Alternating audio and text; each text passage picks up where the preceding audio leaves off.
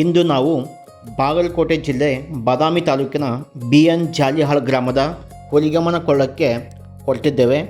ಇದು ಪಟ್ಟದಕಲ್ಲಿಗೆ ಬಹಳ ಸಮೀಪದಲ್ಲಿದೆ.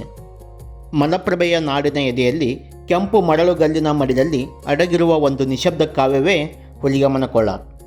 ಬಾದಾಮಿ ಚಾಲುಕ್ಯರು ತಮ್ಮ ಖಜಾನೆಯನ್ನು ಈ ಬೆಟ್ಟದಲ್ಲಿ ಮುಚ್ಚಿಡುತ್ತಿದ್ದರಂತೆ.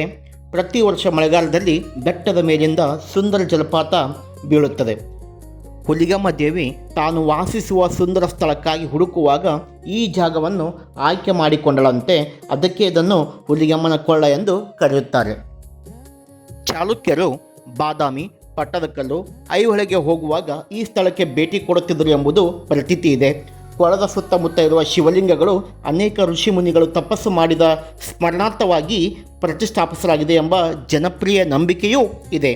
ಹಾಗೆ ಚಾಲುಕ್ಯ ಅರಸರು ಮರಣದ ನಂತರ ಅವರ ನೆನಪಿಗಾಗಿ ಶಿವಲಿಂಗಗಳನ್ನು ಸ್ಥಾಪಿಸಲಾಗಿದೆ ಎಂಬ ನಂಬಿಕೆಯೂ ಕೂಡ ಇನ್ನೂ ಜೀವಂತ ಇದೆ. ಇಲ್ಲಿ ಪ್ರಕೃತಿಯೇ ಪೂಜಾರಿ, ಜಲಪಾತವೇ ಅಭಿಷೇಕ, ಬಂಡೆಗಳೇ ದೇವಾಲಯದ ಗೋಡೆಗಳು, ಹಸಿರೇ ದೇವಿಯ ಅಲಂಕಾರವಾಗಿದೆ. ಪ್ರತಿ ಹನಿ ನೀರಿನಲ್ಲೂ ಪುರಾತನ ಕಥೆಗಳಿವೆ, ಪ್ರತಿ ಕಲ್ಲಿನಲ್ಲೂ ಚಾಲುಕ್ಯರ ಹೆಜ್ಜೆ ಗುರುತುಗಳಿವೆ. ಇದು ಕೇವಲ ಒಂದು ಪ್ರವಾಸಿ ತಾಣವಲ್ಲ, ಕಾಲದ ನೆನಪುಗಳನ್ನು ಮೌನವಾಗಿ ಕಾಯುತ್ತಿರುವ ಒಂದು ಜೀವಂತ ಪರಂಪರೆಯಾಗಿದೆ.